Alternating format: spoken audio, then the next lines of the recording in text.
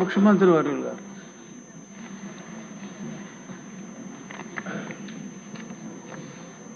అధ్యక్ష,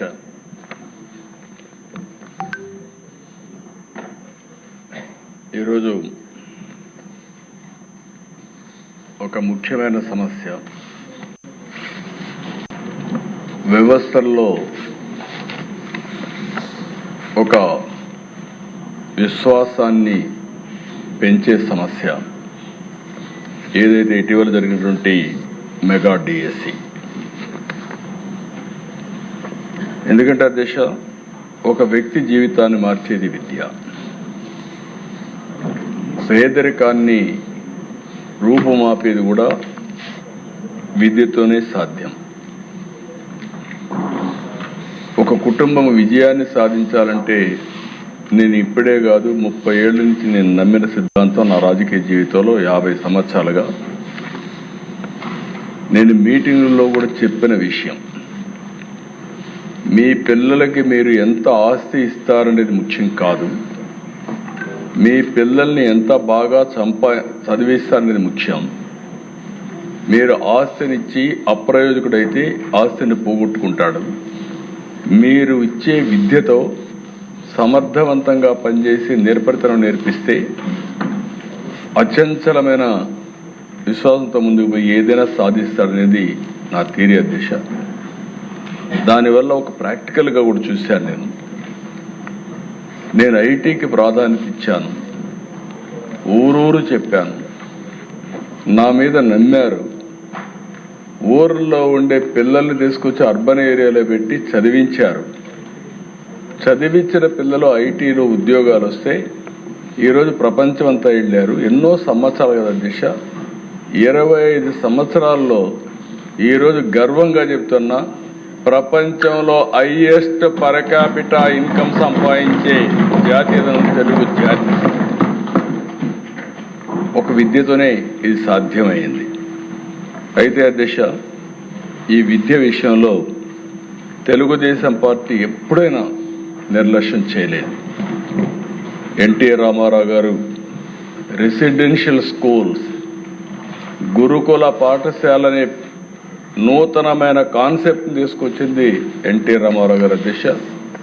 గిరిజన ప్రాంతంలో పిల్లలు స్కూల్స్కి రాలేకపోతే, తినడానికి తిండి లేకపోతే రెసిడెన్షియల్ స్కూల్స్ ఏర్పాటు చేసి ఆ రోజు నిర్వహిస్తే ఈరోజు దేశంలో రెసిడెన్షియల్ స్కూల్స్ వచ్చే పరిస్థితికి వచ్చాయి.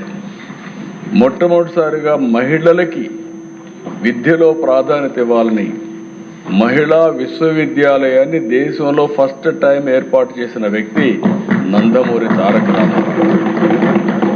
ఇంకొక పక్కన దేశ ట్రైబల్ ఏరియాలో ట్రైబల్ చదువుకోవాలంటే టీచర్లు లేకపోతే బయట నుంచి టీచర్లు పంపిస్తే వాళ్ళు సరిగా ఉండకుండా వచ్చేస్తూ ఉంటే ఫస్ట్ టైం క్వాలిఫికేషన్ లేకపోయినా ఉద్యోగాలు ఇచ్చి తర్వాత వాళ్ళు డిగ్రీ సంపాదించే విధంగా ప్రోత్సహించిన వ్యక్తి నందమూరి తారక రామారావు గారు.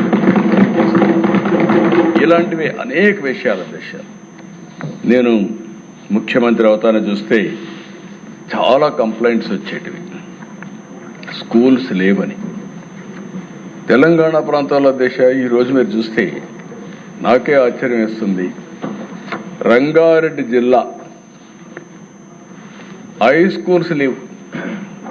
కనీసం చదువుకోవడానికి పిల్లలకు హై స్కూల్స్ లేకపోతే అది చూసిన తర్వాత ప్రతి కిలోమీటర్కి ఒక ప్రాథమిక పాఠశాల, ప్రతి 3 కిలోమీటర్లకి ఒక అప్పర్ ప్రైమరీ స్కూలు, 5 కిలోమీటర్లకి హై స్కూలు, మండలానికి జూనియర్ కాలేజ్, ఎవ్రీ డివిజన్కి ఒక ఇంజనీరింగ్ కాలేజ్, ఎవ్రీ డిస్ట్రిక్ట్కి ఒక మెడికల్ కాలేజ్ కాన్సెప్ట్ తీసుకొచ్చి స్టాచ్యురేషన్కి వెళ్ళాను అధ్యక్ష. ఆ రోజు అన్ని ఇక్కడ ఒకటే జీవోతో. ఇది కాకుండా అదనంగా ఎన్ని కాలేజీలు వస్తే అన్ని కాలేజీలు చేయమని చెప్పి పెట్టాను అధ్యక్ష. ఈరోజు రంగారెడ్డి జిల్లాలో ఉండే ఇంజనీరింగ్ కాలేజీలు దేశంలో ఎక్కడా లేవు. హైయెస్ట్ పర్ క్యాపిటా ఇన్కమ్కి చిరునామా రంగారెడ్డి జిల్లా అంటే అది విద్య వల్లనే సాధ్యమైంది అధ్యక్ష. అదే ఆ రోజు చూపించిన చొరవ. అధ్యక్ష, ఇక్కడికి వచ్చినప్పుడు ఇంకొక పక్కన మీరు చూస్తే ఎప్పుడు కూడా నేను విద్యా ప్రమాణాలు పెరగాలి, విద్యా ప్రమాణాలు పెరగాలంటే మొన్న 19-20 డబ్బా కొట్టుకున్నారు. ఒక్క టీచర్ని రిక్రూట్ చేయకుండా నేను విద్యా ప్రమాణాలు పెంచేశానని చెప్పి ఊరూరు చాటుకునే పరిస్థితికి వచ్చారు. ఇంగ్లీష్ మీడియం పెట్టానంటాడు. ఇంగ్లీష్ మీడియం వల్ల మొత్తం ఏదో మార్పు వచ్చేసిందని మాట్లాడే పరిస్థితికి వచ్చారు. అధ్యక్ష, ఇక్కడ చూస్తే 1995, 2024 ఇప్పుడు 25 వరకు మీరు చూస్తే 14 డిఎస్సీలు పెడితే 14 డిఎస్సీల్లో 11 డిఎస్సీలు నేను ముఖ్యమంత్రిగా ఉండే నిర్వహించాను అధ్యక్ష. 11 డిఎస్సీలు నేను గర్వపడుతున్నా. Every year DSC. ఈరోజు పనిచేసే టీచర్స్లో 80% నేను నిర్వహించిన డిఎస్సీల ద్వారా ఎంపికైన టీచర్లే ఈరోజు కాలేజీలో స్కూల్స్లో ఉన్నారు అధ్యక్ష. ఒక్కడొచ్చి ₹1 అవినీతి జరిగిందని ఎప్పుడు చెప్పిన సందర్భమే లేదు. నేను ఒకటే చెప్తాను అధ్యక్ష, నా జీవితంలో మళ్ళీ ఒకటి చెప్తున్నా, నేను ఈ సీట్లో కూర్చున్నంత వరకు ఎవడైనా ఎక్కడైనా తప్పు చేస్తే అదే చివరి రోజు ఆ వ్యక్తికి ఆ విషయం గుర్తుపెట్టుకోవాలి. తప్పుడు ఆరోపణలు చేసే వాళ్ళని ఏ విధంగా చేయాలో మనమే ఆలోచించుకోవచ్చు అధ్యక్ష.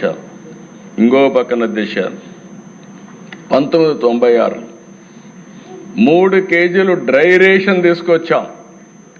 దేనికోసం అంటే ఈ పిల్లల్లో స్కూలుకు పంపకపోతే 3 కేజీలు బియ్యం ఇస్తే పిల్లల్ని పంపిస్తే డ్రై రేషన్ ఇచ్చిన రోజులు అవన్నీ. అక్కడి నుంచి ఇంకొక పక్కన అధ్యక్ష, 2003లో మధ్యాహ్న భోజనం నాకు ఇప్పటికి కూడా జ్ఞాపకం ఉంది. ఎవరు చేస్తారంటే డాక్రా సంఘాలు ఉన్నాయి, వంట చేయడానికి సిద్ధంగా ఉన్నారు. ఆ బాధ్యత వాళ్ళకు అప్పచెప్పి మొట్టమొదటిసారిగా రాష్ట్రంలో మధ్యాహ్న భోజనాన్ని ప్రవేశపెట్టిన పార్టీ ఆ రోజు తెలుగుదేశం అధ్యక్ష. ఇంకొక పక్కన అధ్యక్ష, మీరు ఒకసారి చూస్తే 18లో ఇంటర్మీడియట్ కూడా తీసుకొస్తే వీళ్ళు వస్తానే ఇంటర్మీడియట్కి మధ్యాహ్న భోజనం తీసేస్తే మళ్ళీ మేము వస్తానే ఇంటర్మీడియట్ కూడా మధ్యాహ్న భోజనం పెట్టే పార్టీ ఎన్డీఏ అని చెప్పి కూడా నేను మీకు తెలియజేస్తున్నా. ఇంకొక పక్కన అధ్యక్ష, ఆ రోజు ఆలోచించినప్పుడు స్టేక్ హోల్డర్స్ ఇన్వాల్వ్మెంట్ ఉండాలని, ఎవరైతే లబ్ధిదారులు ఉన్నారో వాళ్ళు ఇన్వాల్వ్మెంట్ ఉండాలని, డాక్రా సంఘాలకి ఆ రోజు మహిళలకి డాక్రా సంఘాలు తీసుకొచ్చాం, వన సంరక్షణ సమితులు తీసుకొచ్చాం, సాగునీటి సంఘాలు తీసుకొచ్చాం. అదే మరి ప్రతి ఒక్క స్కూల్కి గ్రామ విద్యా కమిటీలు కూడా తీసుకొచ్చాం. దాన్ని ఇప్పుడు లోకేష్ గారి నాయకత్వంలో మెగా పేరెంట్స్ టీచర్స్ డే కింద మనం సెలబ్రేట్ చేసే పరిస్థితికి వచ్చాం. ఇంకో పక్కన దేశ సమాజంలో అనేక సమస్యలు, వరకట్న సమస్య. పేరెంట్స్ అయితే ఆడబిడ్డల పట్ల వివక్ష చూపించేవాళ్ళు. మగపిల్లలై చదివించడం, ఆడపిల్లలై చదివించకుండా మానేయడం. ఎందుకంటే పెళ్లి చేసి తొందరలో పంపించేస్తే బాధ్యత తీరిపోతుందని దానిపైన కూడా క్యాంపెయిన్ చేశాం. కడాన దేశ 1996లో ఆడబిడ్డలకి గర్ల్స్కి కూడా 33% ఉద్యోగాల్లో కాలేజీలో సీట్లు ఇప్పించాం. చాలామంది నా దగ్గరకు వచ్చి ఒక మాట అన్నారు, మీరు 33% ఇస్తున్నారు, మెరిట్లో వస్తారు, 50 క్రాస్ అవుతారు, మేమేం కావాలంటే పర్వాలేదు, బ్యాక్లాగ్ ఉంది, ఆడపిల్లలను చదువుకోవాలని ప్రోత్సహిస్తే ఈరోజు నేను గర్వంగా చెప్తున్నా దేశ, ఎక్కడైనా చదువుకున్న ఉద్యోగాలు చేసేవాళ్ళు అడిగితే భార్య భర్త ఐటీ ప్రొఫెషనల్స్ అయితే ఎవరికి ఎక్కువ ఆదాయం వస్తుందంటే ఆడబిడ్డలకే ఎక్కువ ఆదాయం వచ్చే పరిస్థితికి వచ్చింది. అది ఆ రోజు చూపించిన చెరవ. దీనివల్ల వరకట్నాలన్నీ పూర్తిగా పోయినాయి, రివర్స్ కట్నం వచ్చే పరిస్థితికి వచ్చింది. ఇలాంటి వినూత్నమైన కార్యక్రమాలతో ముందుకు పోయాం. ఇంకో పక్కన దిశ, నేను రాజకీయాల్లోకి వచ్చిన రోజులు మాకు బ్లాక్స్ ఉండేటి. ఇప్పుడు మండలాలు ఎన్టీ రామారావు గారు వచ్చిన తర్వాత పరిపాలనా సంస్కరణలో బ్లాక్స్ తీసుకొచ్చాడు. ఆ రోజు సమితిలు ఉండేటివి, ఆ రోజు జిల్లా పరిషత్ ఉండేది. ఆ రోజు చూస్తే అధ్యక్ష ఎవరైనా జిల్లా పరిషత్ చైర్మన్ దగ్గరికి పొలం దగ్గరికి పోయి నన్ను ట్రాన్స్ఫర్ చేయమని అడిగితే ఇది చేస్తే ఆయన దగ్గర కాగితం ఉండేది కాదు, సిగరెట్ తాగే బ్యాక్ పేపర్ ఉండేది, దానిపైన ఆర్డర్ చేసి పంపించేవాడు. You can imagine. ఆ రోజు ఈ టీచర్స్ అంతా పంచాయతీరాజ్ టీచర్స్ జిల్లా పరిషత్ ఆధ్వర్యంలో ఉండేవాళ్ళు. జిల్లా పరిషత్ చైర్మన్లు, సమితి ప్రెసిడెంట్లు ఇష్టానుసారంగా వాళ్ళ ఇంటి దగ్గర పోయి పడిగాపులు కాసేవారు. అది చూస్తే నాకు అనిపించింది, చదువు చెప్పవలసిన టీచర్లు వేరే వాళ్ళ దగ్గర పోయి పడిగాపులు గాయడం ఏంటి? అందుకే ఫస్ట్ టైం అధ్యక్ష పర్ఫార్మెన్స్ అప్రైజల్ చేసి కౌన్సిలింగ్ విధానం తీసుకొచ్చి ఏ రాజకీయ నాయకుడి దగ్గరికి టీచర్ వచ్చే పని లేకుండా నేరుగా వాళ్ళ పనితనం పైన ట్రాన్స్ఫర్ తీసుకొచ్చాం. దీని నెక్స్ట్ లెవెల్కి ప్రస్తుత విద్యాశాఖ మంత్రి ఒక యాక్టే తీసుకొచ్చాడు. ఎందుకంటే అక్కడక్కడ వైలేషన్స్ అవుతున్నా, వీళ్ళు వైలేషన్ చేస్తే దాన్ని కూడా తీసుకొచ్చారని చెప్పి కూడా నేను మీకు తెలియజేస్తున్నా. ఇంకో పక్కన అధ్యక్ష, ఈరోజు మీరు ఒకసారి చూస్తే ఇవన్నీ కూడా ఈరోజు చేసిన నిర్ణయాలు కాదు అధ్యక్ష. గడిచిన 30 సంవత్సరాలుగా అనేక విధాలుగా అనేక ట్రాన్స్ఫర్మేషన్ తీసుకొచ్చాం.